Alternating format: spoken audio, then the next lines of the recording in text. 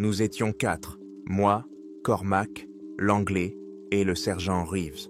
Nous l'avons rencontré en 2005, en Irak. À l'époque, nous pensions que le pire dans ce pays, c'était dans les engins explosifs artisanaux et les embuscades dans les ruelles étroites des villes brûlantes comme des fourneaux. Nous avions tort. L'air était immobile, épais de poussière et de chaleur qui pénétrait à travers les gilets pare-balles et faisait couler la sueur à flots. Notre Humvee était resté à 1,5 km derrière nous, au début d'un lit de rivière asséché. Plus loin, la route se transformait en un mélange impraticable de sable et de pierre. L'ordre était simple, atteindre le village portant le nom de code Al-Karama, effectuer une reconnaissance et revenir. D'après les images satellites, il s'agissait de quelques dizaines de maisons en torchis, abandonnées depuis de nombreuses années. Le commandement craignait que les combattants n'y aient installé un point de transit ou un entrepôt. Nous marchions en silence, économisant nos forces et notre eau. Le seul bruit était celui de nos bottes crissant sur la terre brûlée et le grésillement de la radio lorsque l'Anglais essayait de contacter la base pour vérifier la communication. Autour de nous s'étendait un désert monotone et sans vie, aucun signe de présence humaine, animale ou même insecte. Lorsque les contours d'un village apparurent à l'horizon, nous ne ressentîmes pas de soulagement, mais une inquiétude grandissante. Le village était trop calme, absolument silencieux. Même le vent semblait éviter cet endroit. Pas un aboiement, pas un cri d'enfant, pas le bruit d'un générateur en marche, rien de ce qui accompagne la vie, même dans le village irakien le plus pauvre. « Quelque chose ne va pas », marmonna Cormac en serrant la crosse de sa mitrailleuse.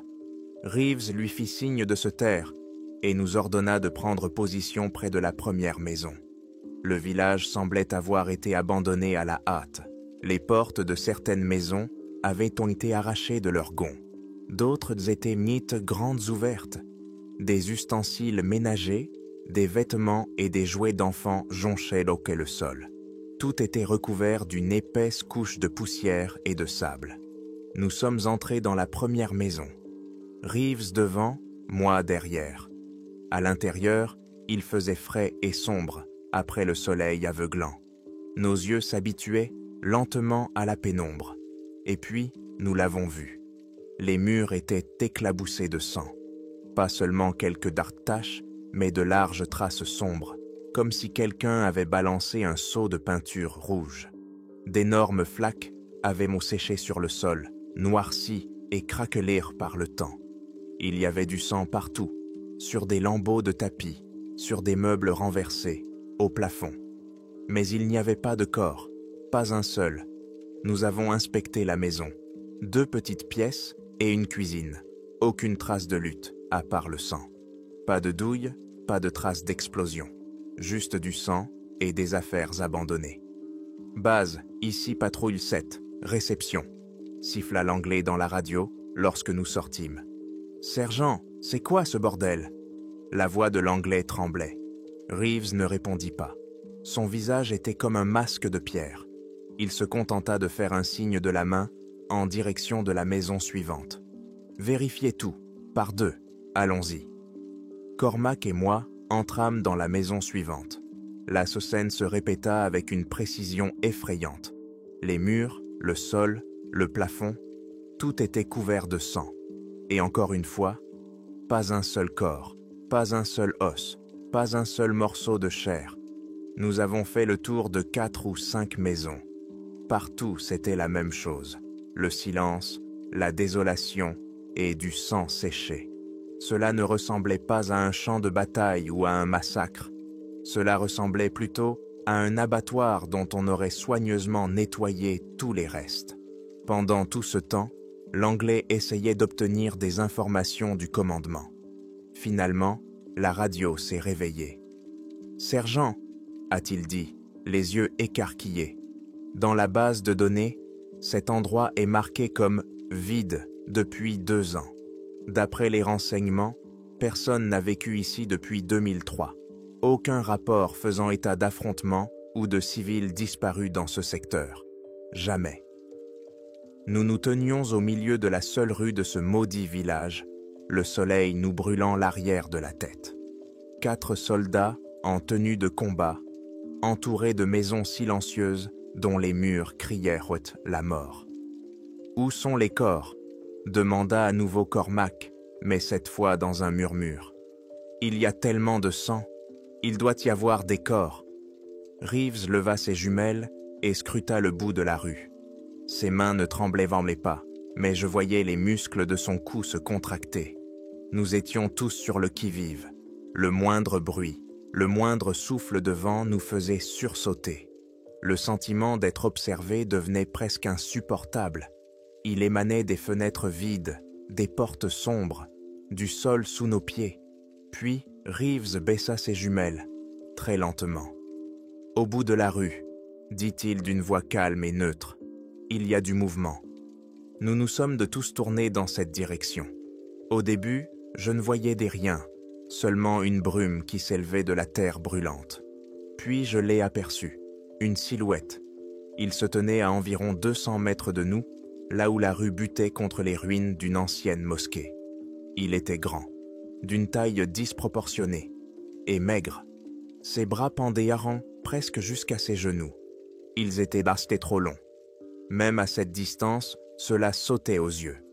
Il ne bougeait pas, il restait simplement debout et nous regardait. Sa peau semblait grise, comme la poussière qui recouvrait tout autour. Nous avons levé nos armes. 4 canons étaient pointés sur la silhouette solitaire. « Qui est-ce » ai-je demandé d'une voix rauque. « Je ne sais pas » a répondu Reeves, sans quitter la silhouette des yeux. « Mais ce n'est pas quelqu'un d'ici. » La créature fit un pas, puis un autre. Ses mouvements étaient irréguliers, saccadés, comme si quelqu'un faisait défiler un vieux film et que certaines images manquaient.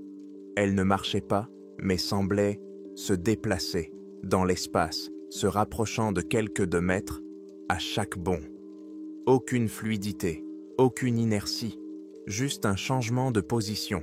Elle réduisait la distance, rapidement. À chaque saut, un frisson parcourait le corps. C'était contre nature. Le cerveau refusait d'accepter ce que voyaient les yeux. Il était déjà à 100 mètres, à 50. Nous pouvions mieux le distinguer. Il n'avait pas de visage. À l'endroit où aurait dû se trouver son visage, il n'y avait qu'une surface lisse et grise.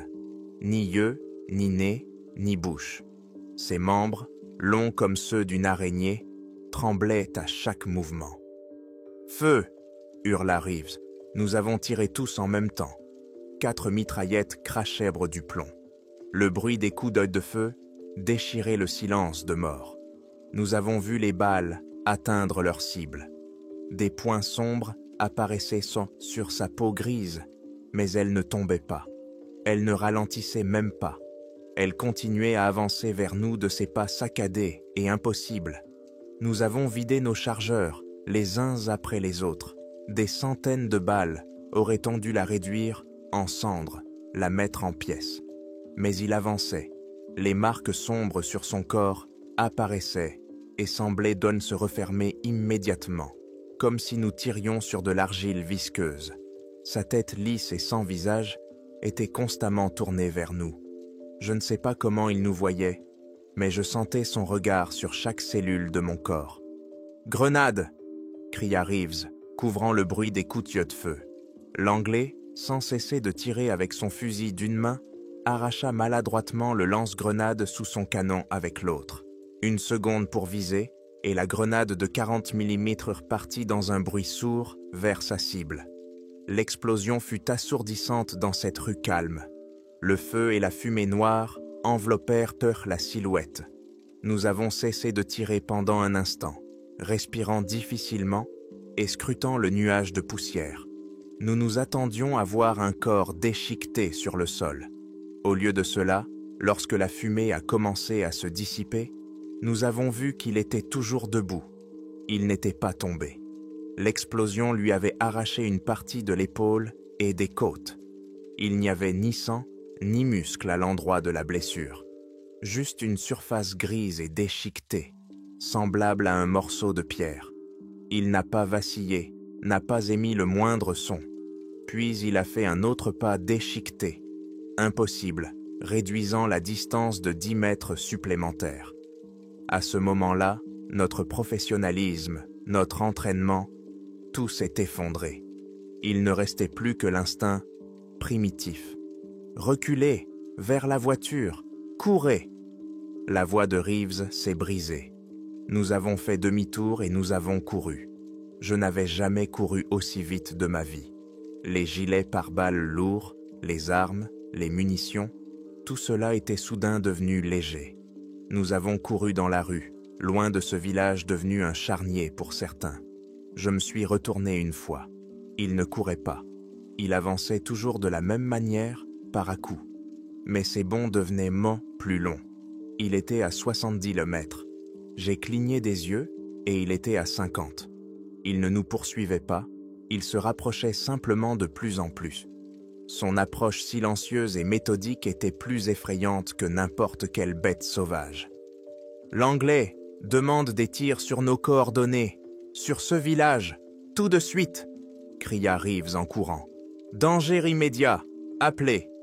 L'Anglais trébuchait, essayant à la fois de courir et de parler dans la radio. Sa voix se brisait sous l'effet de la terreur et du manque d'air. « Paz, ici patrouille 7, nous sommes poursuivis par l'ennemi. Je demande un appui d'artillerie immédiat sur le carré. » Il étouffait. « Je vous envoie les coordonnées. Une seule cible, mais elle est invulnérable aux armes à feu.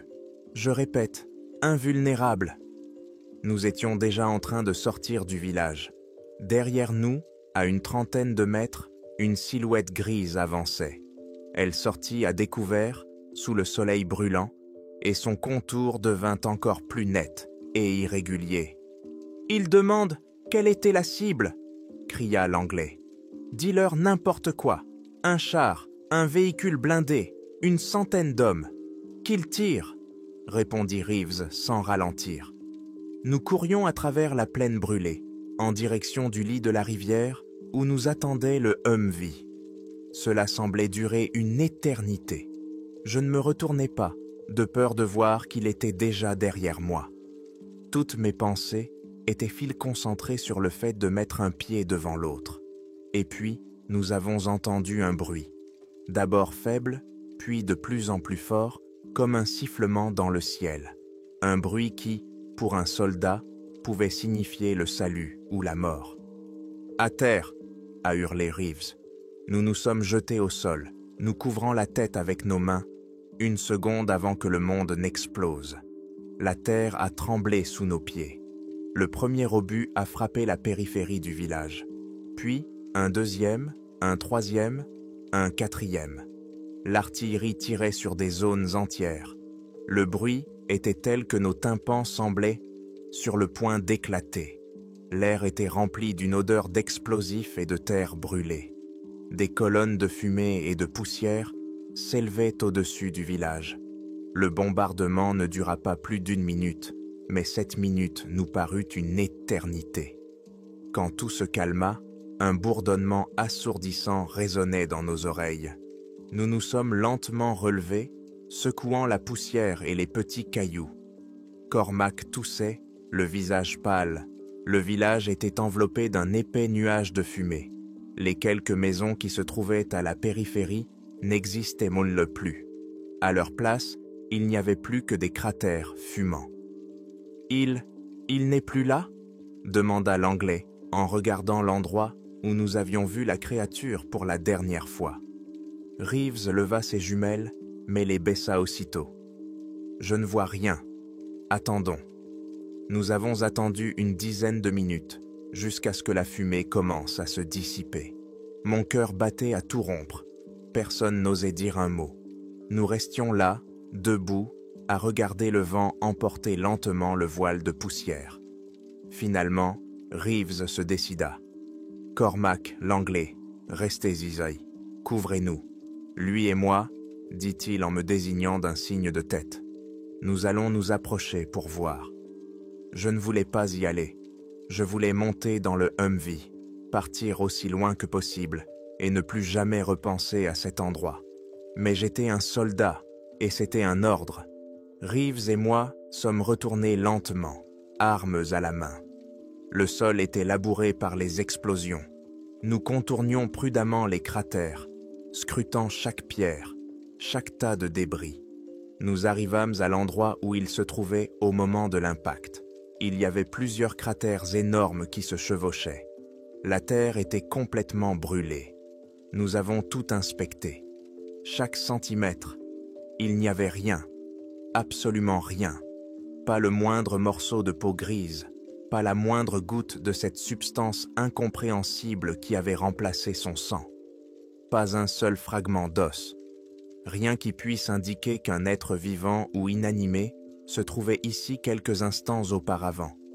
L'artillerie ne l'avait pas simplement détruit, elle l'avait effacé de la réalité, sans laisser la moindre trace, comme s'il n'avait jamais existé.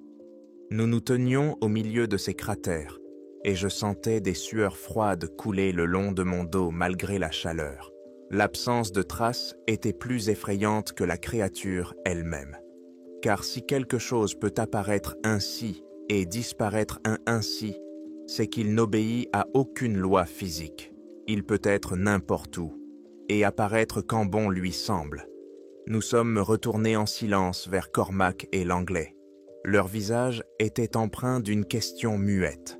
Reeves se contenta de secouer la tête. Personne ne demanda d'explication. Nous avions tous compris. Nous avions compris que nous étions confrontés à quelque chose qui n'avait ni nom ni explication dans notre monde. Le chemin vers le Humvee nous sembla 2 fois plus long.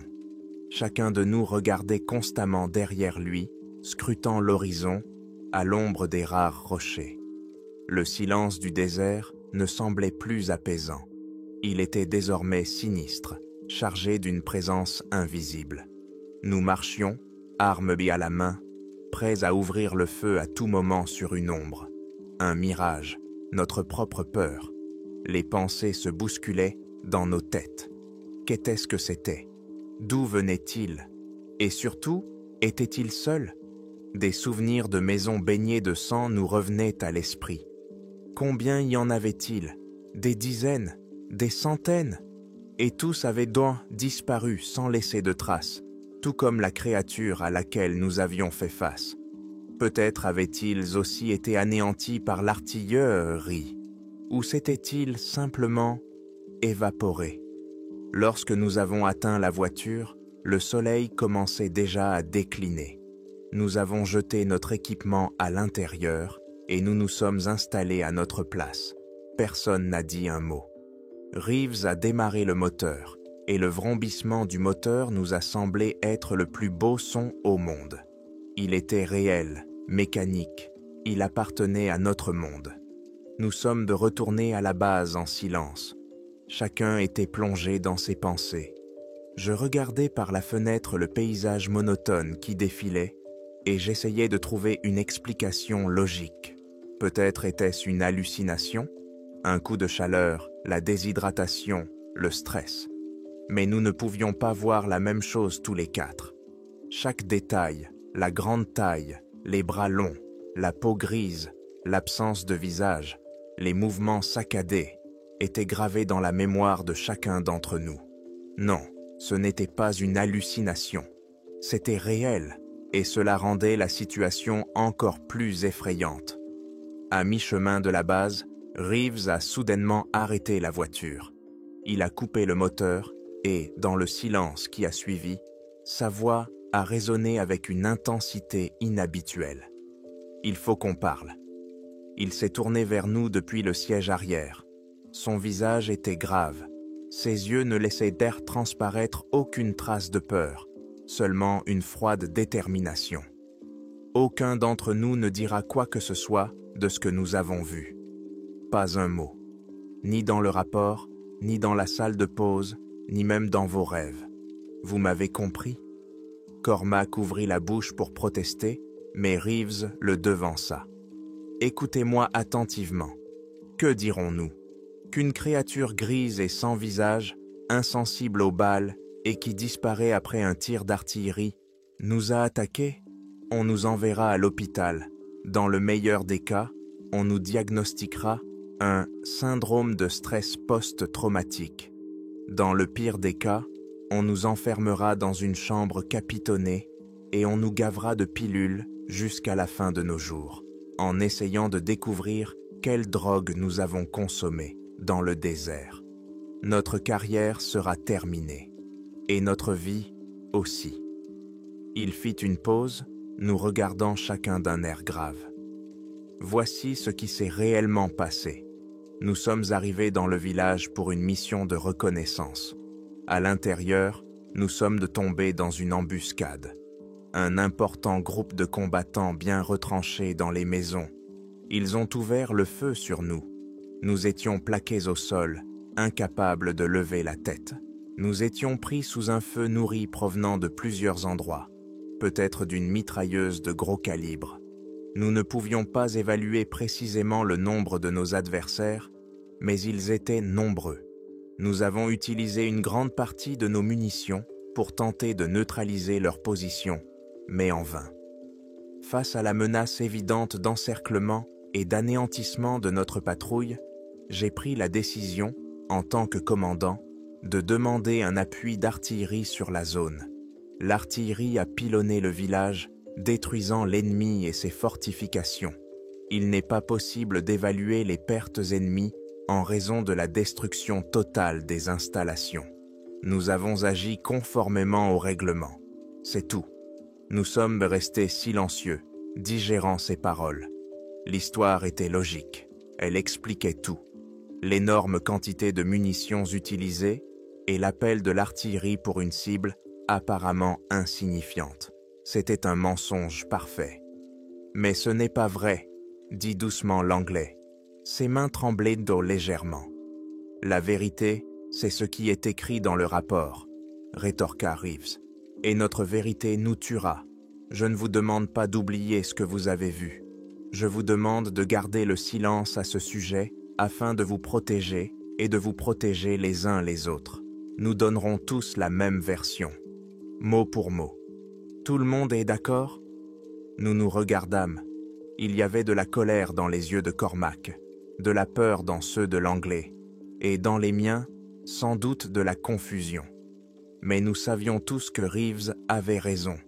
Nous acquiesçâmes, l'un après l'autre. D'abord moi, puis Cormac, et enfin l'Anglais.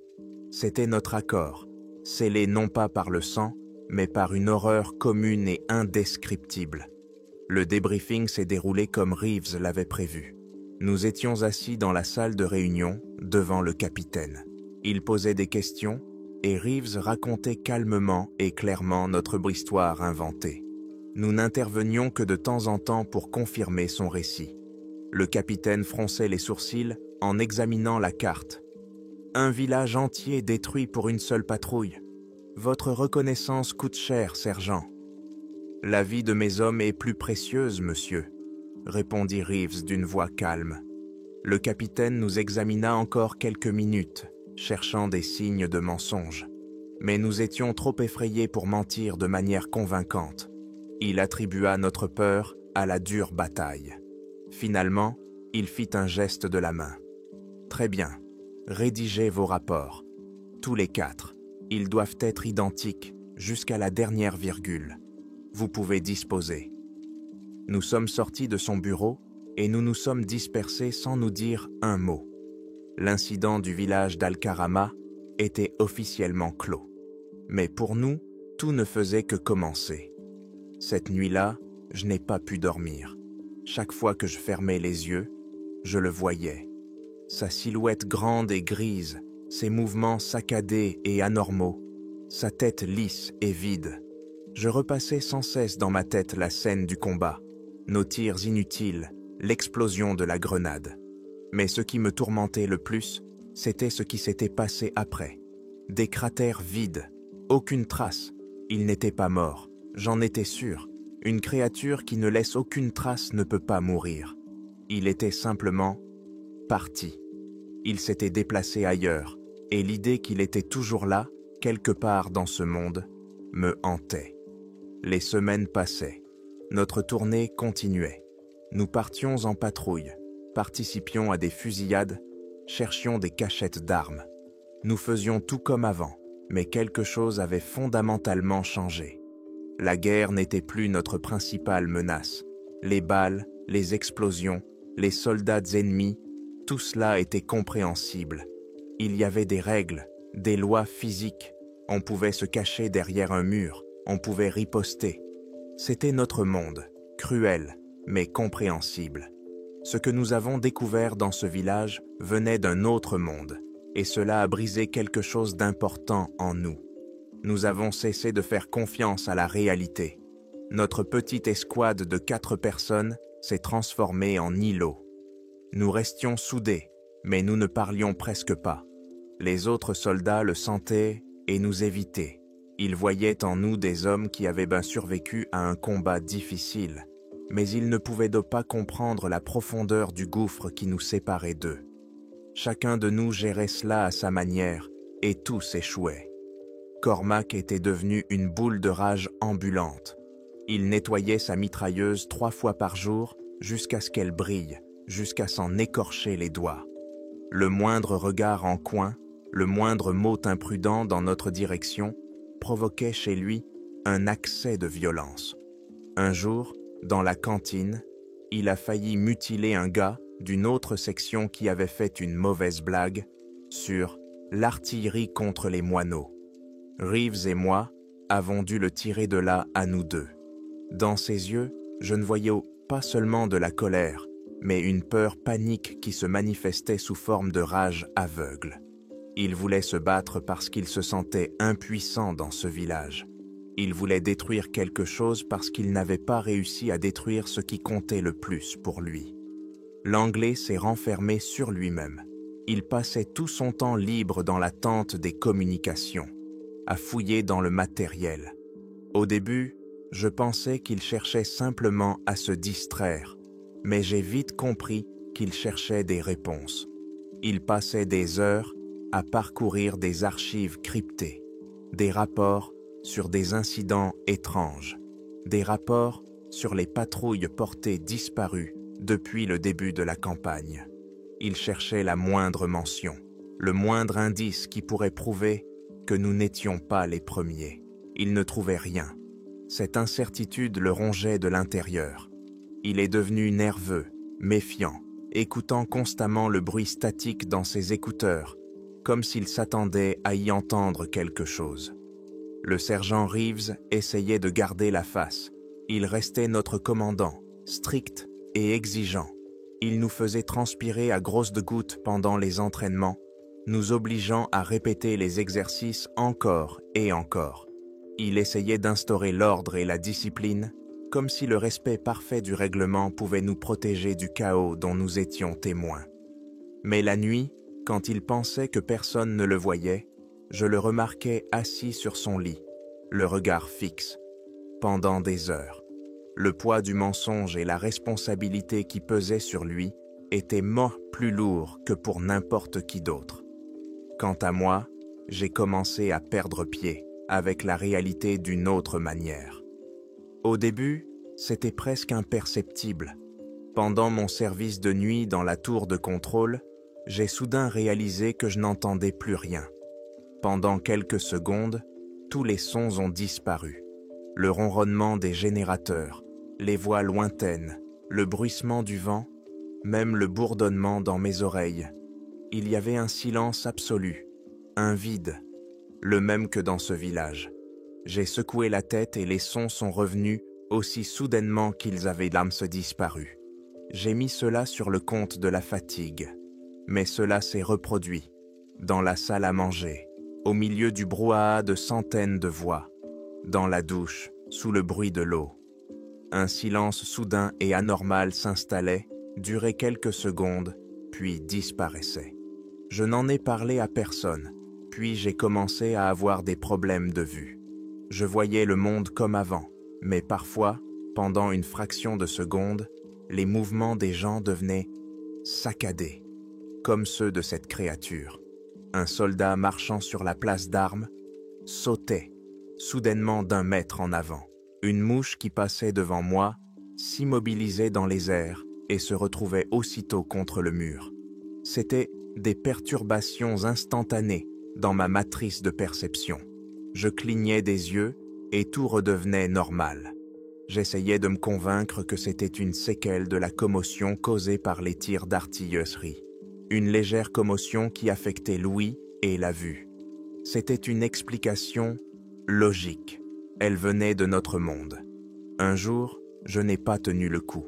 L'Anglais et moi étions en train de nettoyer nos armes après une nouvelle sortie. Nous étions seuls. L'Anglais, demandai-je doucement, sans le regarder. Tu n'as jamais de problème d'audition? Comme si tout autour de toi s'arrêtait pendant quelques secondes. Il se figea. Je levai les yeux vers lui. Il me regardait avec les yeux grands ouverts, remplis d'horreur. Il a lentement secoué la tête, mais son regard disait le contraire. Il savait. Il savait de quoi je parlais. Et le fait qu'il refuse de l'admettre m'a effrayé plus que s'il avait simplement répondu « Oui ». Nous n'avons plus jamais reparlé de cela. Nous sommes tous restés silencieux. Chacun de nous était resté seul avec son propre dysfonctionnement. Nous avons compris que la menace n'était pas restée là-bas, dans le désert, sous des tonnes de terre et de débris. Nous l'avions ramenée avec nous. Ou pire encore, elle avait laissé une partie d'elle-même en chacun de nous. Elle n'avait pas seulement brisé notre psychisme, elle avait commencé à détruire le tissu même de notre perception du monde. Et ce n'était que le début. Les événements se sont succédés à un rythme croissant. Les dysfonctionnements de la perception sont devenus de plus en plus fréquents et évidents. Parfois, toute une conversation dans la salle à manger se déroulait dans un silence complet pour moi. Je lisais simplement sur les lèvres, hochant la tête aux moments opportuns. Parfois, je voyais un hélicoptère en vol qui ne volait pas, mais sautait dans le ciel, comme dans un mauvais jeu vidéo. J'ai appris à vivre avec cela, à l'ignorer, à faire semblant que tout allait bien. Je savais que les autres faisaient la même chose. Nous le voyions dans les yeux des autres, la peur que chacun cachait derrière un masque de fatigue ou d'irritation. Nous étions des bombes à retardement, et personne ne savait ce qui se passerait lorsque le compte à rebours arriverait à 0. Le dénouement est survenu un soir étouffant, environ 1 mois avant la fin de notre tournée. Nous étions tous les 4 assis dans nos baraques. La routine habituelle, Cormac démontait et remontait sa mitrailleuse les yeux fermés. L'Anglais était plongé dans sa tablette. Reeves remplissait des papiers. Et moi, j'étais allongé sur ma couchette, les yeux fixés sur le ventilateur au plafond. Ses pales tournaient, créant une brise salvatrice et un bourdonnement monotone et apaisant. Et soudain, le bourdonnement a disparu. Je l'ai senti instantanément. Une pression dans les oreilles, comme dans un avion. Le silence. Pas seulement le silence, mais l'absence totale de toute onde sonore. Je me suis assis sur ma couchette. Cormac était figé, tenant le verrou dans ses mains. L'Anglais leva lentement la tête de sa tablette, les yeux écarquillés d'horreur. Reeves avait cessé d'écrire et regardait droit devant lui. Nous l'avons tous senti, en même temps. J'ai tourné mon regard vers le ventilateur. Ces pales ne formaient plus un cercle continu.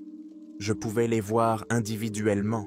Elles ne tournaient pas, mais tremblaient, se déplaçant dans l'espace par à-coups. 1 fois, 2 fois, 3 fois, comme l'aiguille des secondes d'une horloge cassée. La lumière de la lampe au-dessus de la table de Reeves se mit à clignoter au même rythme saccadé et impossible. Et puis, j'ai senti une odeur ancienne, sèche, métallique, une odeur de sang séché. Je regardais le mur en face, le mur en béton peint en gris de notre baraque. Des taches sombres commencèrent à apparaître dessus, surgissant de nulle part, comme une photo dans un révélateur. Elles grandissaient, fusionnaient, coulaient vers le haut, formant les mêmes motifs effrayants que nous avions vus dans les maisons du village d'Al-Karama. C'était impossible. Cela ne pouvait pas être ici, à des centaines de kilomètres de cet endroit maudit. Mais c'était bien là. Nous étions assis tous les 4 dans un silence absolu, rompus seulement par la lumière vacillante de la lampe, et nous regardions les murs de notre maison temporaire se couvrir de sang fantomatique. Cela a duré 10 secondes, peut-être 15. Puis, tout s'est arrêté d'un coup. Avec un claquement sonore dans nos oreilles, le bruit est revenu. Le ventilateur ronronnait à nouveau, la lumière était stable et le mur était simplement gris. Mais nous ne bougions pas. Nous nous regardions et toute l'horreur que nous avions si longtemps cachée a éclaté au grand jour. L'Anglais a craqué le premier. Il a jeté sa tablette et s'est levé d'un bond. « C'est la fréquence !» s'écria-t-il en hurlant. « C'est un chant. Il fonctionne sur une fréquence précise. Il nous a enregistrés, nos ondes cérébrales, et maintenant il résonne avec nous. Il nous a trouvés !» Cormac bondit à son tour, mais sa réaction fut différente. Il frappa violemment le casier métallique avec son poing. Il y eut un bruit assourdissant. « Qu'est-ce que c'est que ça ?» hurla-t-il en se tournant vers nous, le visage déformé par la rage et l'impuissance. « Qu'est-ce qui nous arrive ?» Le sergent Reeves, notre sergent de fer qui nous avait menés à travers le feu et l'enfer, baissa lentement la tête dans ses mains. Pour la première fois depuis le début, je vis ses épaules trembler. Toute sa confiance, tout son sang-froid s'effondrait. Il était brisé. « Il nous a marqués », dis-je doucement, et tous les trois nous nous tournâmes vers moi. Un silence s'installa dans la pièce, mais ce n'était plus un silence étrange, c'était le nôtre, plein de désespoir. Dans ce village, il n'a pas simplement essayé de nous tuer, il nous a fait quelque chose, et il ne nous laissera pas partir. L'Anglais, haletant, s'approcha de son casier et en sortit son ordinateur portable. Ses mains tremblaient tellement qu'il eut du mal à brancher le petit projecteur. 1 minute plus tard, une image apparut sur le mur, celui-là même qui était couvert de sang quelques instants auparavant. Une carte de la région. « J'ai cherché », murmura-t-il en montrant l'endroit où se trouvait le village. « J'ai piraté plusieurs archives de confidentiels. Je pensais que j'étais devenu fou, mais maintenant, je sais. » Il ouvrit un autre fichier sur l'écran, un document usé, scanné, portant la mention « Top secret » et daté de 1973. C'était le rapport sur la disparition d'une expédition géologique soviétique. « Il travaillait dans cette zone », dit l'Anglais, la voix tremblante d'excitation et de peur. « La version officielle est qu'ils ont été pris dans une tempête de sable, mais voici leur dernier radiogramme. » Il afficha la transcription à l'écran. Des phrases courtes et fragmentaires. Interférence constante. Distorsion visuelle. Les instruments indiquent une activité anormale. Les objets se déplacent par à-coups. Silence. Silence complet. La communication avait été coupée. On ne les avait jamais retrouvés. « Ce n'est pas une créature », murmura l'Anglais. « Ou pas seulement. C'est cet endroit. L'endroit lui-même. Il est comme ça. Et cette créature en fait partie, un gardien, ou quelque chose comme ça.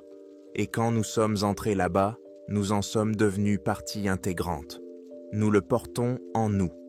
Nous regardions le vieux rapport, la carte, et une prise de conscience glaciale s'abattait sur nous.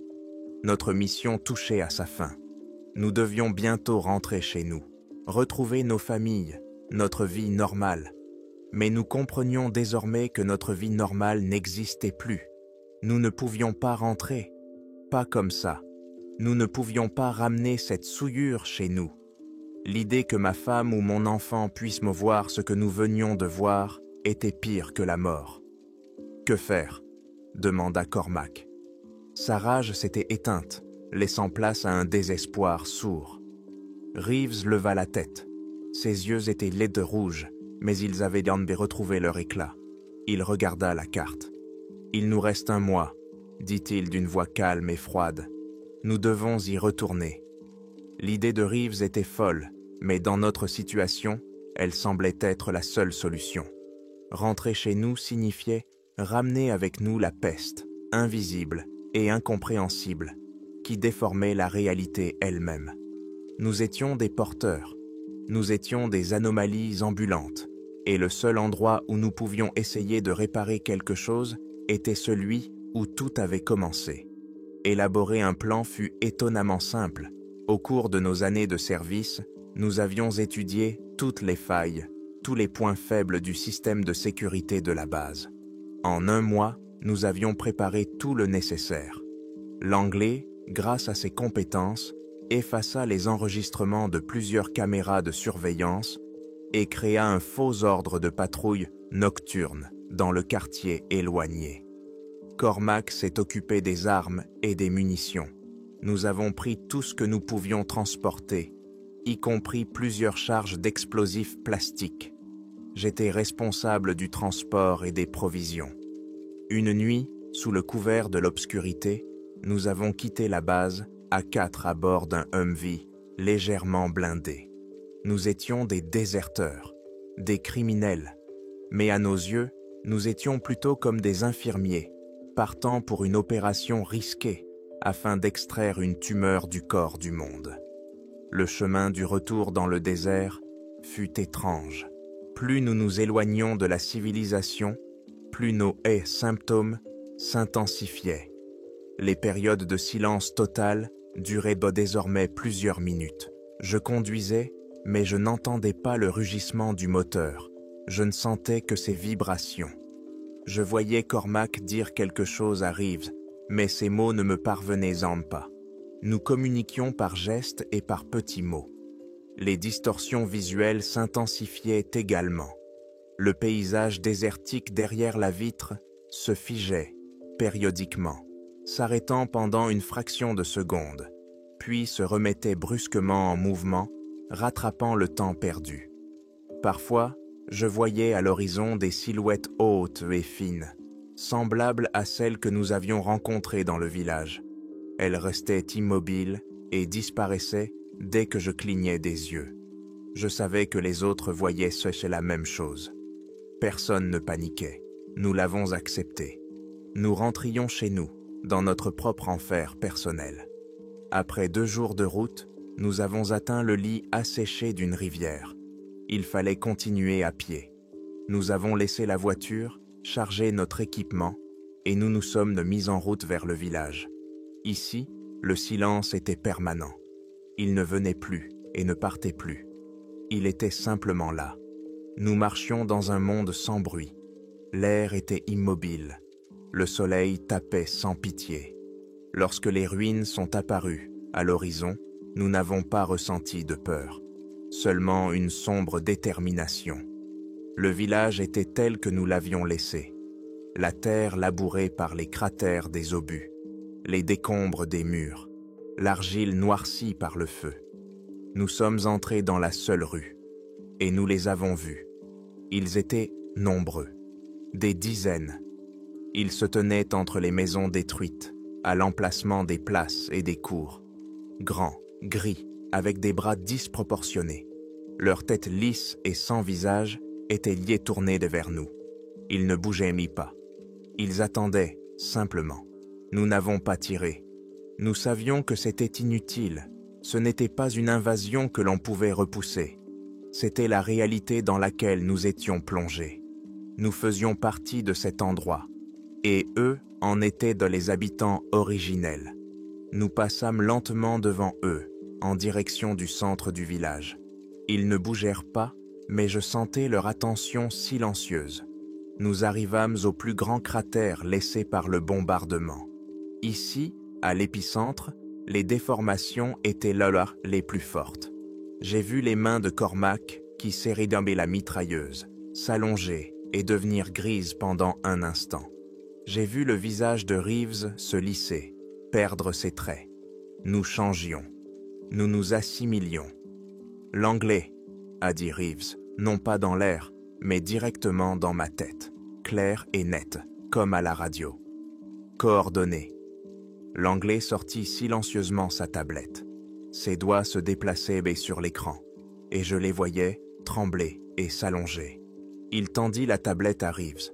Nous avons tous regardé l'écran, les coordonnées de notre position actuelle. Reeves sortit sa radio. Ses mouvements étaient fluides, mais en même temps, saccadé, comme s'il existait simultanément dans deux flux temporels. Il activa la transmission. « Base, ici le sergent Reeves, patrouille 7, à vous. » Sa voix, que j'entendais dans ma tête, résonna maintenant dans le haut-parleur de la radio. Elle était calme et posée. Il y eut un grésillement, puis la voix surprise de l'opérateur. « Patrouille 7, vous êtes porté disparu, sergent. Où êtes-vous, bon sang ?» Reeves nous regarda. Il regarda Cormac, qui ressemblait déjà à peine à un être humain. L'Anglais, qui regardait ses mains en pleine mutation avec une curiosité scientifique effrayante. Puis, il posa son regard sur moi. Il n'y avait ni peur ni regret dans ses yeux, seulement un ordre à exécuter.